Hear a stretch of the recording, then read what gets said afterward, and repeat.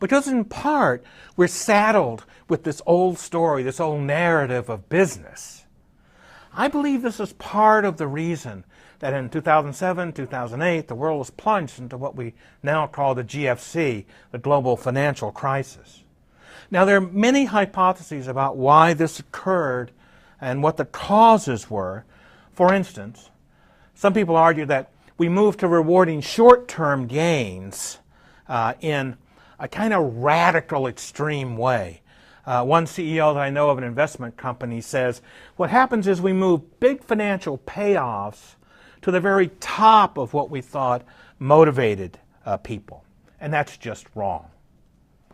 Some people argued that this happened because there were questionable practices in the financial services industry. These questionable practices became widespread and normal. Who was responsible when loans were bundled, sold off, and companies routinely bet against the people they were selling the loans to? Some people argued that there was just too much high-risk lending, there was too much leverage, and there were inflated credit ratings. The rating agencies didn't do their jobs. And some people argued that there were just bad apples, and lots of folks, maybe you and I with our retirement plans or bank accounts, who just got greedy. Now, I think all of these issues probably have some truth to them, and all of them are connected to flaws in the underlying story. The problem is the consequences were big.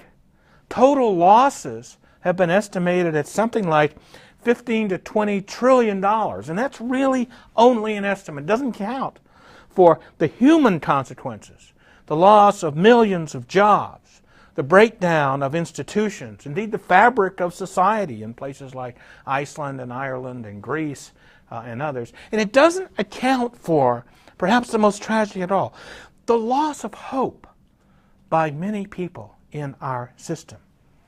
Consequently, there's been a lowering of public trust in business.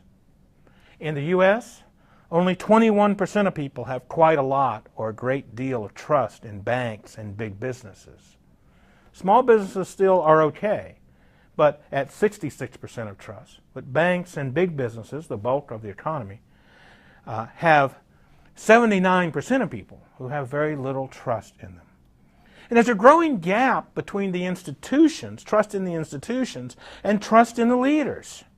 Only 21% of people in the U.S. think business executives are honest. In France, only 10% of people trust business leaders to tell the truth. And the number globally is 19%. That means 81% of people around the world think that business people are, for the most part, dishonest. Think back to business and ethics don't mix. There's a problem. So what?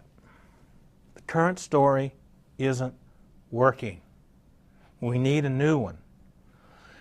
The problem is regulators often regulate based on that old story. Well, we've got to reinforce the separation between business and ethics. We've got to make it more about money and profits, make business more efficient. And they're likely to push through reforms which will only reinforce the old story.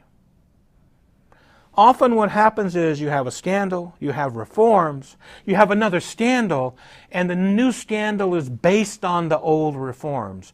And this cycle of scandal reform doesn't work. We need to try something different.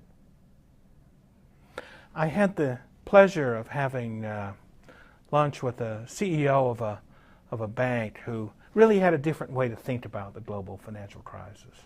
And in particular, the subprime mortgage part of that really devastated a lot of the banking industry. He said, you know, we weren't hurt much by that subprime mortgage thing.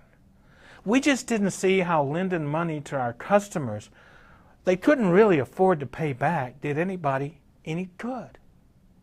He's saying there's something about business that comes before the money. It's trying to figure out what's really in the interest of our customers and others. And that's part of the key to developing new models of business in society. I'd like you to talk about the following questions in the discussion forums. What have been the main effects of the global financial crisis in your country? What about the effects on you and your family? What do you think's been the cause? What do you think have been the lessons that we've learned from this?